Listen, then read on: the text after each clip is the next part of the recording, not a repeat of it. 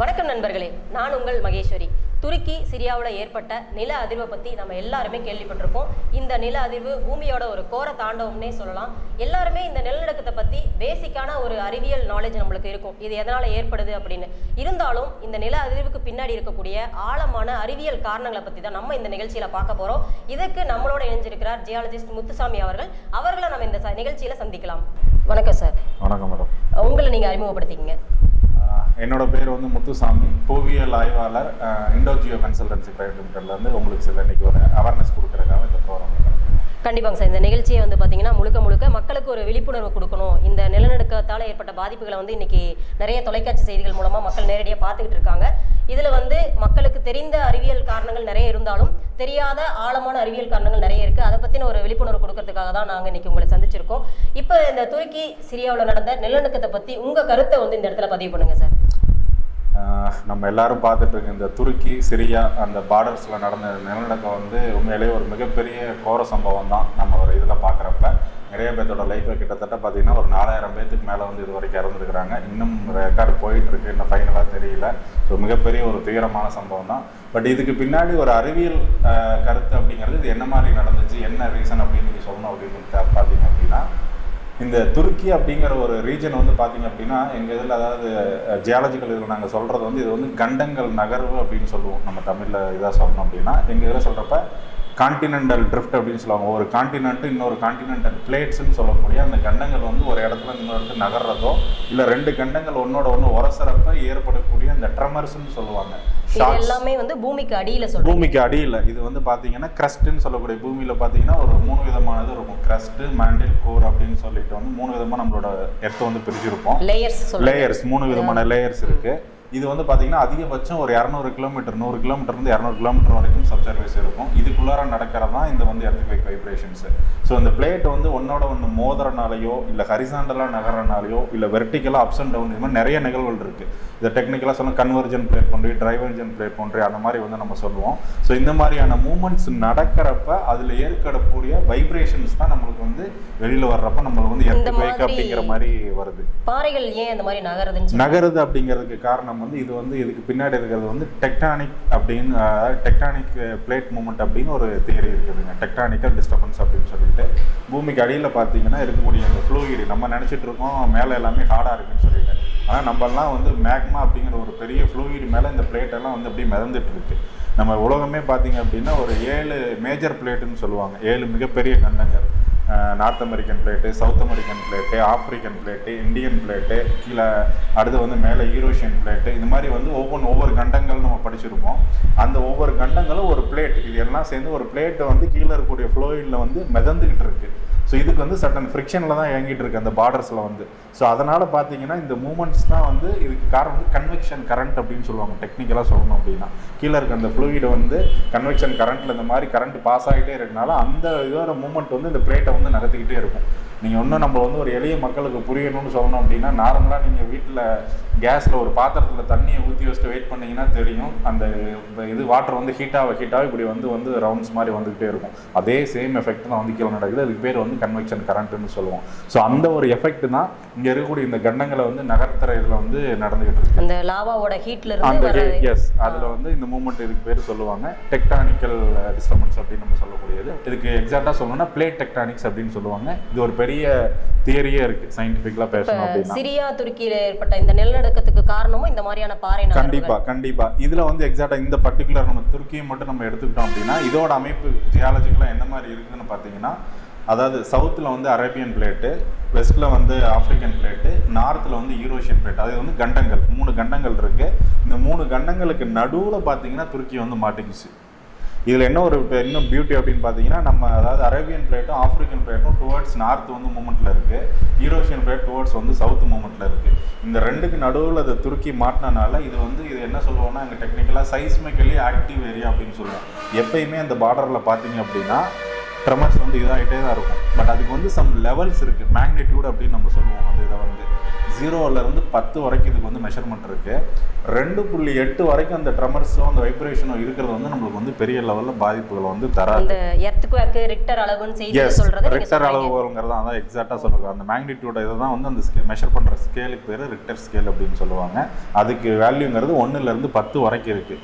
இது என்ன மாதிரி இருக்கும் அப்படின்னு பார்த்தீங்கன்னா 2.8 வரைக்கும் இருக்கிறப்ப நம்மளுக்கு பெரிய பாதிப்பு இருக்காது. 2.8லேருந்து 5 வரைக்கும் போகிறப்ப பார்த்தீங்கன்னா மைனர் கிராக்ஸ் வந்து பில்டிங்ஸில் வந்து விழுகும். 5க்கு மேலே போச்சுன்னா 5க்கு மேலே போயிட்டாவே இந்த மாதிரியான டேமேஜஸ் வரும்.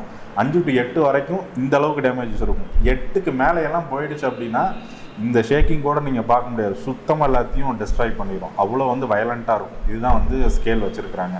ஸோ இந்த மாதிரி இருக்கிறப்ப இது என்ன ஆயிடுச்சு அப்படின்னா இந்த மாதிரி கண்டினியூஸாக அந்த 3 பிளேட்டும் வந்து அதை போய் ஹிட் பண்ணிக்கிட்டே இருக்கனால இப்போ மட்டும் இல்லை, ஆக்சுவலாக இதில் பார்த்தீங்கன்னா 1866 இதே ரீஜனில் வந்து எர்த்குவேக் வந்து ஆல்ரெடி நடந்திருக்கு. அதோட மேக்னிடியூட் வந்து 6 வரைக்கும் போயிருக்கு இதே துருக்கியில் வந்து. இப்போ வந்து அதோட இது வந்து ரொம்ப அதிகமாக அந்த பிளேட்டோட மூமெண்ட்ஸ் இருந்து அந்த ப்ரெஷர் தாங்க முடியாமல் வெளியானது தான். நீங்கள் பார்த்தீங்கன்னா ஏர்போர்ட்ல எல்லாம் காமிச்சிடும், ஒரு இது காமிச்சாங்க, அது ஃபுல்லாகவே அப்படியே பெரிய லெவலில் ஒரு கிராக்கே வந்து ஓப்பன் ஆகிருக்கும். அது வந்து மூமெண்ட் தான். இது வந்து நடந்தது டெக்னிக்கலாக சொல்லணும்னா ஸ்ட்ரைக் ஸ்லிப் ஃபால்ட் அப்படின்னு சொல்லுவாங்க எங்களோட டெர்மினாலஜியில். 2 பாறைகள் வந்து இந்த மாதிரி ஆப்போசிட் டைரக்ஷனில் நகர்றப்ப அந்த ஃபோர்ஸ் வந்து எமிட் ஆகிறதான் எர்த்குவேக்காக இங்கே வந்து நடந்திருக்கு. பட் என்னென்னா இது வந்து ஒரு வித்தின் ஃப்ராக்ஷன் ஆஃப் செகண்டில் ஒரே இதில் மட்டும் நடக்கக்கூடியதில்லை. அதனால தான் அதோட பாதிப்பு வந்து இவ்வளோ தூரங்கள் வந்து நம்மளுக்கு காமிச்சிருக்கு. ஸோ மெயின் ரீசன் வந்து இது வந்து ஆல்ரெடி ப்ரெடிக்ட் பண்ணியிருக்கிறாங்க. இது வந்து ஒரு சைஸ்மிக்கலி டிஸ்டர்ப்ட் ஏரியா அப்படிங்கிறது.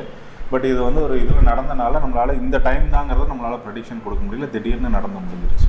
இந்த மாதிரி ப்ரெடிக்ஷன் மெஷர்ஸ் எல்லா நாடுகள்லையும் வச்சுருக்காங்க. இப்போ இந்தியாவில் இந்த மாதிரியான நிகழ்வுகள் ஏதாவது நடந்திருக்கா பெரிய அளவுக்கு? அதுக்கு இந்திய அரசாங்கத்திலிருந்து ப்ரெடிக்ஷன் நடவடிக்கைகளாக இருக்கலாம், இல்லை அதுக்கான சொல்யூஷனாக கூட சொல்லலாம். என்ன மாதிரியான நடவடிக்கைகள் வச்சிருக்க முடியும்? ஓகே, இப்போ நம்ம இந்தியா அப்படின்னு நீங்கள் எடுத்துக்கிட்டிங்க அப்படின்னா இந்தியாவில் இது மாதிரி நிறைய விதமான எர்த்குவேக்ஸ் வந்து ஆல்ரெடி நடந்திருக்கு. மோர் தென் 50க்கு மேலே வந்து நடந்திருக்கு. இதில் நம்ம இந்தியாவில் அதிகமாக ரீஜன் அப்படின்னு எடுத்துக்கிட்டிங்கன்னா நம்மளோட ஹிமாலயன் பெல்ட் நம்ம வந்து சொல்லுவோம். அதாவது நம்மளோட காஷ்மீர், மேகாலயா, அசாம் அந்த பார்டர், நம்ம நார்தன் பார்டர் வந்து நம்மளுக்கும் சைனா, ரஷ்யா அந்த பார்டர் இதில் பார்த்தீங்கன்னா அந்த இடங்கள்ல தான் அதிகமான மூமெண்ட்ஸ். ஒரு ரீசன் என்னென்னா நம்ம இந்தியன் பிளேட்டும் யூரோஷியன் பிளேட்டும் சந்திச்சுக்கிற இடம் வந்து அதுதான். அந்த இடத்துல தான் அது வந்து ஒன்ஸ் அப்பானிய டைம் வந்து இன்றைக்கி இருக்க ஹிமாலயாஸ் வந்து டெத் இஸ் சி அப்படின்னு சொல்லுவாங்க. ஒரு பெரிய கடல் பரப்பாக இருந்தது. அந்த இதில் 2 பிளேட்டு ஹிட் ஆகிறப்போ அதோட இதில் தான் அந்த வந்து கீழே இருந்த செடிமெண்ட்ஸ் தான் இன்றைக்கி வந்து ஹிமாலயாஸாக வந்து ஃபார்ம் ஆகி நிற்கிது. ஸோ இன்னமும் வந்து பிளேட் மோதிக்கிட்டே தான் இருக்குது. ஒரு வருஷத்துக்கு பார்த்தீங்கன்னா கிட்டத்தட்ட 1.5 சென்டிமீட்டர் 2 சென்டிமீட்டர் நகர்ந்துகிட்டே இருக்கும். மழை வந்து வளர்ந்துக்கிட்டே இருக்குது. இதெல்லாம் வந்து சயின்டிஃபிக்கான எவிடன்ஸ் நிறையா இருக்குது. ஆனால் பெரிய லெவலில் தெரியாது. வருஷத்துக்கே 1 சென்டிமீட்டர் 1.5 சென்டிமீட்டருங்கிறது கம்மியாக தெரியும். ஒரு ரொம்ப நாட்கள் பிறகு, அதாவது பல வருடங்களுக்கு பிறகு பார்த்தீங்க அப்படின்னா அதோட லெவல் வந்து ரைஸ் ஆகிருக்கும். ரீசன் வந்து இதான், 2 பிளேட்டு மோதுறப்ப நடுவில் இருக்க மெட்டீரியல் வந்து கம்ப்ரஸ் ஆகி எலிவேட் ஆகுது. இதுதான் வந்து பேசிக் ரீசன்.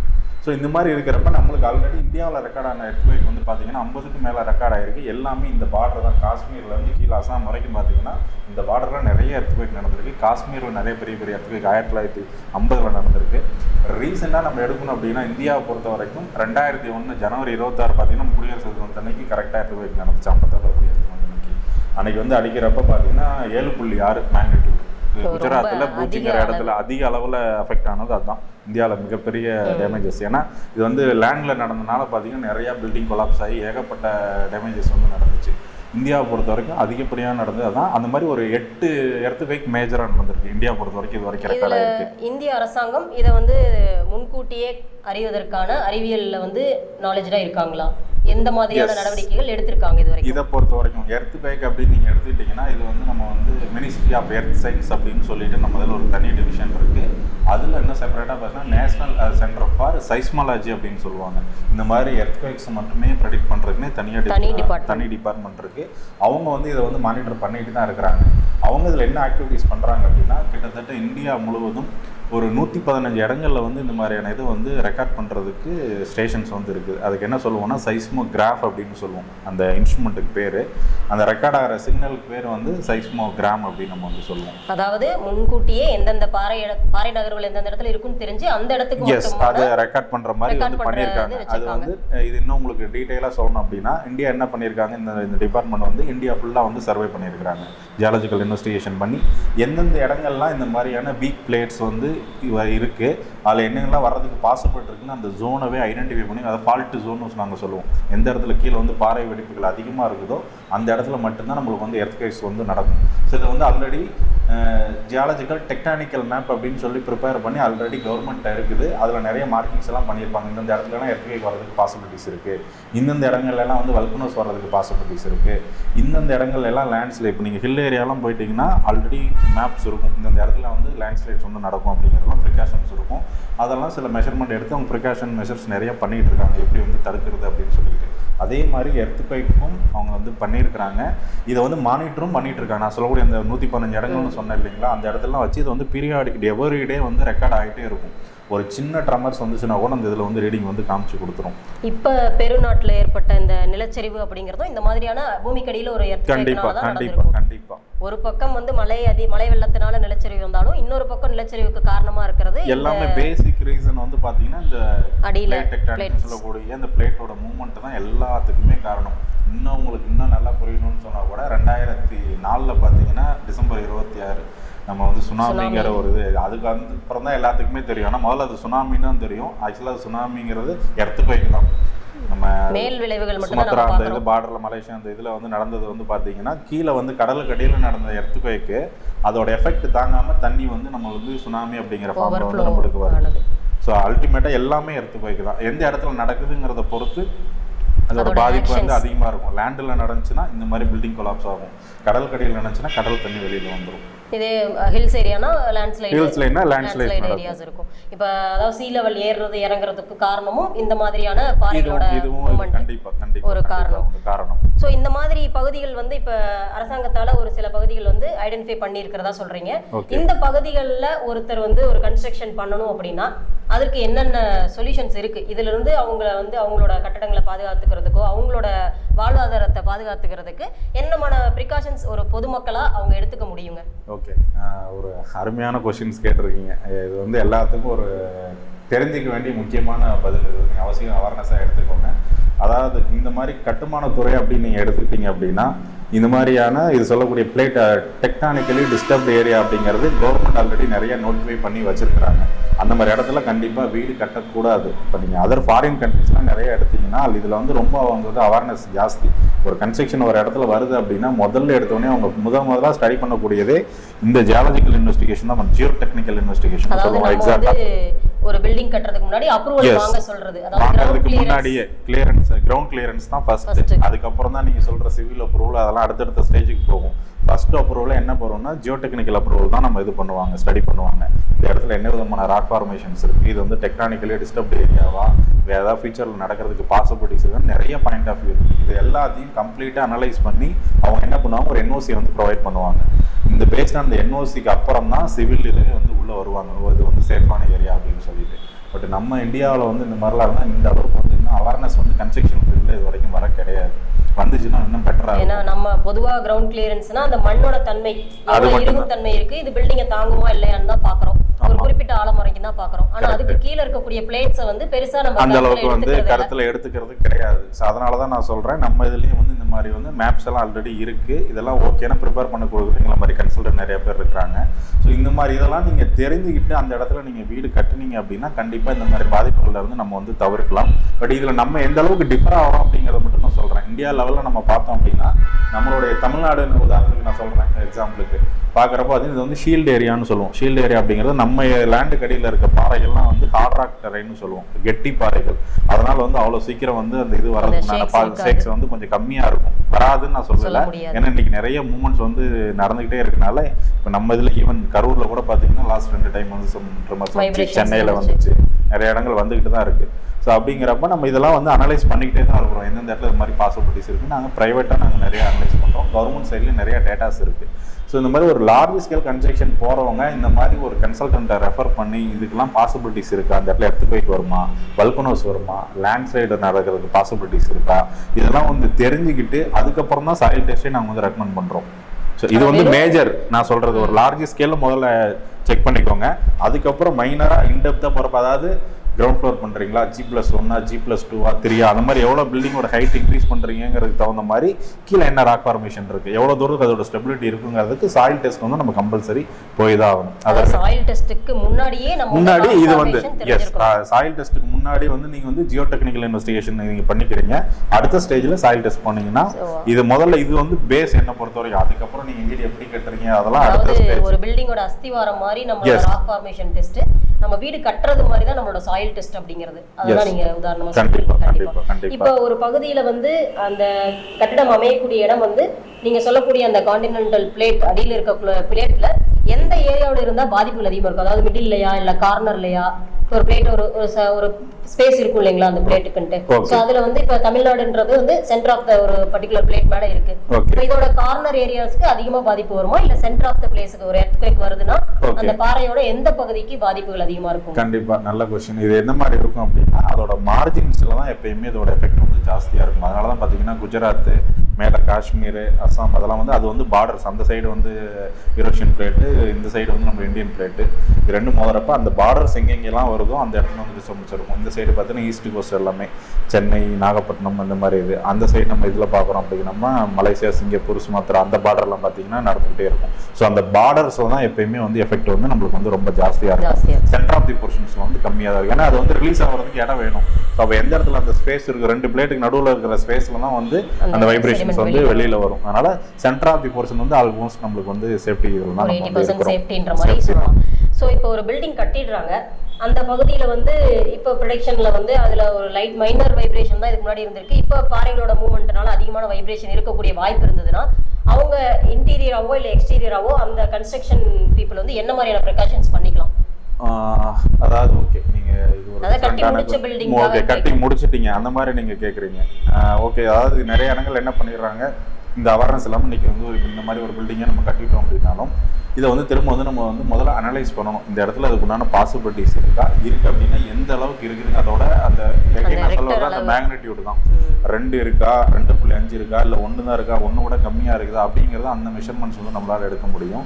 ஸோ அது தெரிஞ்சுக்கிட்டு ஒரு 3க்கு கீழே இருக்குது அப்படின்னா நம்மளுக்கு வந்து பெரிய மேஜர் பாதிப்புகள் இல்லை.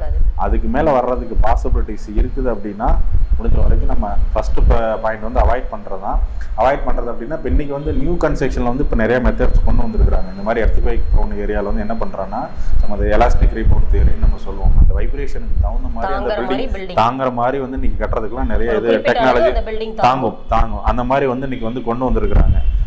இது வந்து 5க்கு மேலே போகிறப்ப தான் நம்மளுக்கு வந்து அதோட இது ஜாஸ்தியாகும். அந்த மாதிரி வந்து வந்திருக்கு. பட் ஓல்டு பில்டிங்ஸ் பண்ணுறது அப்படிங்கிறது கொஞ்சம் கிரிட்டிக்கலான சுச்சுவேஷன் தான். இப்போ இருக்கிறதுல வந்து அந்தளவுக்கு நம்ம ரெமடி வந்து கொடுக்க முடியாது. அதுக்கு நம்ம வந்து இன்டர்னலாக நம்மளோட வீட்டுக்குள்ளார இருக்கிற அமைப்புகளை வேணுமா நம்ம இது பண்ணிக்கலாம். உதாரணத்துக்கு இந்த பில்டிங் கொலாப்ஸ் ஆகி விழுகுது அப்படின்னா இந்த இடத்துல நம்ம ஒரு இன்டர்னல் ஸ்ட்ரக்சர் ஒரு டேபிள் மாதிரி போட்டு விழுந்தாலும் அதில் விழுகிறப்ப நம்மளுக்கு வந்து நம்ம மேலே உலாமல் அந்த மாதிரி அமைப்புகள் வேணுமா நம்ம இன்டர்னலாக பண்ணிக்கலாமா ஒழிய கட்டின பில்டிங் ஆல்டர் பண்ணுறதுங்கிறது ரொம்ப டஃப்பான சுச்சுவேஷனா மேபி அதில் R&Ds போயிட்டு இருக்கு. இது எப்படி சேஃப்கார்ட் பண்ணுறது அப்படிங்கிறது வர்றப்ப நம்ம வந்து அதுக்கு வந்து சொல்லி புது கன்ஸ்ட்ரக்ஷனா இருந்தா அந்த இடத்துக்கு கண்டிப்பா இப்போ வந்து பண்ணலாம். அந்த மாதிரி பாசிபிலிட்டிஸ் வந்து அதாவது எந்த அளவுக்கு அந்த இடத்துல வைப்ரேஷன் அதாவது சுத்தமா இல்லைன்னு சொல்ல முடியாது, இருக்கிற வைப்ரேஷனுக்கு தகுந்த மாதிரி எவ்வளோ ரிக்டர் வந்து கொடுக்கும் ஃபியூச்சர்ல நகர்ந்தாலும் அந்த வைப்ரேஷனுக்கு தகுந்த மாதிரி பில்டிங்களோட எலாஸ்டிக் தன்மையை வந்து நம்ம மாற்றி அமைச்சிக்கலாம். அதாவது நீங்க சொல்ல வர்றது என்னன்னா ஒரு புதுசா ஒரு கட்டடம் கட்ட ஆரம்பிக்கும் போது நல்ல நேரம் ஜாதகம்லாம் பார்க்கறது எவ்வளவு முக்கியமோ அதை விட முக்கியம் வந்து நம்ம இருக்கக்கூடிய இந்த பூமிக்கு அடியில் இருக்கக்கூடிய நில அமைப்புகள், பாறை அமைப்புகள், மண் தன்மை இதை பத்தி தெரிஞ்சுக்கிட்டு அந்த இடத்துல கட்டடங்கள் கட்டணும் அப்படிங்கிறத சுருக்கமா தெளிவா சொல்லியிருக்கீங்க. இதுல இப்ப ஜியாலஜிஸ்டா நீங்க என்னென்ன சர்வீஸ் எல்லாம் வந்து கொடுக்க முடியுங்க? இப்போ நாங்கள் வந்து பார்த்தீங்கன்னா நாங்கள் இண்டோ ஜியோ கன்சல்டன்சி சொல்லிட்டு ஒரு ப்ரைவேட் லிமிடெட் கம்பெனி வந்து நாங்கள் சர்வீஸ் வந்து இது ஜியாலஜிக்கல் சர்வீசஸ் கொடுத்துட்ருக்கோம். இதில் நாங்கள் கன்ஸ்ட்ரக்ஷன் ரிலேட்டட் நிறைய சர்வீசஸ் இருக்குங்க. Mineral investigation, ground water, environment நிறைய செக்டார் பண்ணிகிட்டு இருக்கோம். பர்டிகுலராக இந்த மாதிரி கட்டுமானத்துறை அப்படின்னு நீங்கள் எடுத்துக்கிட்டிங்கன்னா நாங்கள் செய்யக்கூடிய விஷயங்கள் வந்து முதல் முறையாக இப்போ நான் சொன்னது தான் நீங்கள் ஒரு பெரிய லெவல் கன்ஸ்ட்ரக்ஷன்லாம் கொடுக்குறீங்க அப்படின்னா இதுக்கு ஃபுல்லாகவே நாங்கள் வந்து ஸ்டடி பண்ணுவோம். முதல்ல அந்த பர்டிகுலர் ஸ்பாட் மட்டும் கிடையாது. இப்போ இந்த இடத்துல நீங்கள் கன்ஸ்ட்ரக்ஷன் கொடுக்குறீங்கன்னா இங்கே மட்டும் நாங்கள் ஸ்டடி பண்ண மாட்டோம். அதோட சரௌண்டிங்கில் ஒரு 5 to 10 கிலோமீட்டர் ரேடியஸ் வந்து இந்த இடத்துல என்ன மாதிரியான இயற்கையாகவே இந்த இடத்துல ஜியாலஜிக்கல் ஃபார்மேஷன் ஆகக்கூடிய அந்த பாறை அமைப்புகள் என்ன மாதிரி இருக்குது, இதுக்கு முன்னாடி இல்லை என்னென்ன ஈவெண்ட்ஸ் எல்லாம் நடந்திருக்கு, இது வந்து ஸ்ட்ரக்சரல் டிஸ்டர்பன்ஸ் சொல்லக்கூடிய அந்த மாதிரி ஃபால்ட் ரீஜன், டெக்டானிக்கல் டிஸ்டர்ப் ஏரியா, இது எல்லாத்தையும் கம்ப்ளீட்டாக நாங்கள் முதல்ல வந்து ஸ்டடி பண்ணுவோம். ஆல்ரெடி கவர்மெண்ட்ஸில் ரிப்போர்ட்ஸ் இருக்குது. நாங்கள் பண்ணுறதுக்கு நிறையா ஜியோ ஃபிசிக்கல் இன்ஸ்ட்ருமெண்ட்லாம் வச்சுருக்கோம். சேட்டலைட் இமேஜரி, இன்னும் நிறைய இதில் வந்து ஒர்க் அவுட் பண்ணி இந்த ரீஜன் வந்து ஒரு சேஃப்டியா அப்படிங்கிறத முதல்ல அதை தான் ஃபர்ஸ்ட் ஐடென்டிஃபை பண்ணுவோம். ஃபுல் ரிப்போர்ட்டாகவே நாங்கள் வந்து ரெடி பண்ணிடுவோம். ஃபர்ஸ்ட் ஸ்டேஜ் எங்களுக்கு அதுதான். அதுக்கப்புறம் தான் நாங்கள் பர்டிகுலர் ஸ்பாட்டுக்கே வருவோம். இந்த 5 கிலோமீட்டர் ரேடியஸில் இந்த பர்டிகுலர் பாயிண்ட்ல கன்ஸ்ட்ரக்ஷன் வருது அப்படின்னா அந்த இடத்துல சாயில் திக்னஸ் எவ்வளோ இருக்கு, கீழே அதோட ஃபார்மேஷன் ராக் வந்து வெதர்ட் ராக்கா இருக்கா, ஹார்ட் ராக்கா இருக்கா, இல்லை வந்து செடிமெண்ட்ரி ராக்கா இருக்கா, இந்த இடத்துல உங்க ஒரு 4 ஃப்ளோர் 5 ஃப்ளோர் கேட்குறாங்க அப்படின்னா இவ்வளோ வெயிட் வச்சா அந்த இதுக்கு வந்து தாங்கும், அதோட ஸ்டெபிலிட்டிஸ் என்ன மாதிரி இருக்குன்னா கம்ப்ளீட்டாக நாங்கள் வந்து அனலைஸ் பண்ணிடுவோம். இதெல்லாம் பண்ணிவிட்டு நாங்கள் முதல்ல எடுத்து இதை பேஸ் பண்ணி அவங்களுக்கு ஒரு ரிப்போர்ட் வந்து நாங்கள் சப்மிட் பண்ணுவோம். இன்க்ளூடிங் இன்றைக்கி வந்து கிரவுண்ட் வாட்டர் கூட இன்றைக்கி எல்லா இடங்கள்லையும் நிறைய இடங்களில் கிரவுண்ட் வாட்டர் பெரிய ஷார்ட்டேஜாக வந்துட்டு இருக்கு. ஸோ அப்போ tectonical disturbance, soil formation, ground water conditions எந்த மாதிரி இருக்குது, இது எல்லாத்தையும் கம்ப்ளீட்டாக அனலைஸ் பண்ணி ஒரு ப்ரீ ஃபீசிபிலிட்டி ரிப்போர்ட்னு சொல்லுவாங்க. இதுக்கு பேர் ஒரு எனி ப்ராஜெக்ட் வர்றதுக்கு முன்னாடி இது பண்ணுறதுக்கு இந்த இடத்துல இது ஃபீசிபிலிட்டி இருக்காங்கிறத அனலைஸ் பண்ணுவாங்க. ஸோ இதை பண்ணிவிட்டு நாங்கள் வந்து ஒரு ரிப்போர்ட் சப்மிட் பண்ணுறோம். எங்க ரிப்போர்ட்டை பேஸ் பண்ணி அடுத்ததான் வந்து இன்னைக்கு வந்து ஒரு சிவில் கன்ஸ்ட்ரக்ஷன் வந்தா பெட்டரா இருக்கும். ஒரு வீடு கட்ட இன்ஜினியரிங் பிளான் மாதிரி அதை விட முக்கியம் நம்ம இடத்த வந்து முழுமையா ஆராய்ச்சி பண்ணி அந்த இடத்துல நம்ம கட்டுறது. சப்போர்ட் நீங்க எடுக்கிற ரிப்போர்ட்ல ஒரு குறிப்பிட்ட அளவு அதிர்வு இருக்கு அப்படின்னு சொன்னா நீங்க எந்த மாதிரியான கட்டடங்களை வந்து அவங்களுக்கு வந்து ஒரு ப்ரிஃபர் பண்ணுவீங்க? ஸோ அப்படி அந்த மாதிரி இருக்குது. அதாவது நாங்கள் ஃபஸ்ட்டு சொல்லக்கூடிய சஜஷனே வந்து இது மாதிரி டெக்டானிக்கலி டிஸ்டர்ப்டு இருக்குதுனாவே நாங்கள் முதல்ல சொல்கிறோம் வந்து தயவுசெய்து அவாய்ட் பண்ணிங்கன்னு தான் நாங்கள் ஃபஸ்ட்டு இது சொல்கிறோம். ரிஸ்க் எடுக்க வேண்டாம் அப்படிங்கிறது இல்லை. அதை மீறி எங்களுக்கு இந்த மாதிரி தான் இது வரணும் அப்படிங்கிறப்ப நம்ம என்ன பண்ணுறோம், அதுக்கு தகுந்த சில சிவில் கன்ஸ்ட்ரக்ஷன் ஸ்ட்ரக்சரல் மெத்தடுன்னு சொல்லுவாங்க. இப்போ இந்த இது பண்ணுறோம் அப்படின்னா இதுக்கு என்ன விதமான அந்த ஸ்டீல் வந்து இது பண்ணால் அது எவ்வளோ வெயிட்டை வந்து தாங்கும், எவ்வளோ வைப்ரேஷன் வந்து தாங்கக்கூடிய கெப்பாசிட்டி இருக்குது, இதுக்கு என்ன மாதிரி உதாரணம் சொல்லணும் அப்படின்னா நீங்கள் ஒரு ரெக்டாங்கிள் பில்டிங் கட்டுறதை விட ஸ்கொயர் பில்டிங் கட்டினீங்கன்னா அதோட இதை வந்து பேலன்ஸ் பண்ண முடியும். நீங்கள் ரெக்டாங்கிளாக கட்டிட்டீங்கன்னா இந்த இடத்துல வைப்ரேஷன் வந்து ஆட்டோமேட்டிக்காக பில்டிங் வந்து கீழே விழுந்துடும். ஸோ இப்போ அந்த மாதிரி ஸ்ட்ரக்சரில் வந்து நிறைய வந்து மாற்றங்கள் பண்ணி கட்டணும் அப்படின்னா வைப்ரேஷன் வந்தால் கூட நம்மளால தாங்க முடியும். அதுக்கு தகுந்த மாதிரி பில்டிங் டிசைன்ஸ் வந்து நம்ம பண்ண வேண்டியது இருக்கும். ஏன்னா இந்த சிரியா நிகழ்வுலேயே நிறைய பில்டிங் விழுந்திருக்கு. அதுல சில பில்டிங்கள் தாக்கு பிடிச்சிருக்கு, சில பில்டிங் வந்து தாக்கு பிடிக்கும். அது நிறைய அது நம்ம இன்னும் டெக்னிக்கலாக ஒவ்வொரு பில்டிங் நீங்கள் இதை அனலைஸ் பண்ணி பார்த்தீங்கன்னா அந்த வீக் ஜோனில் எங்கே இருந்துச்சு, அதில் ஏன் சில இது தாக்கு பிடிச்சி ஏன் பிடிக்கிறதுலாம் இந்த ஸ்ட்ரக்சரல் இதை வந்து நம்ம அனலைஸ் பண்ணி ஸ்ட்ரக்சர் வந்து ரொம்ப ரொம்ப இம்பார்ட்டன்ட்.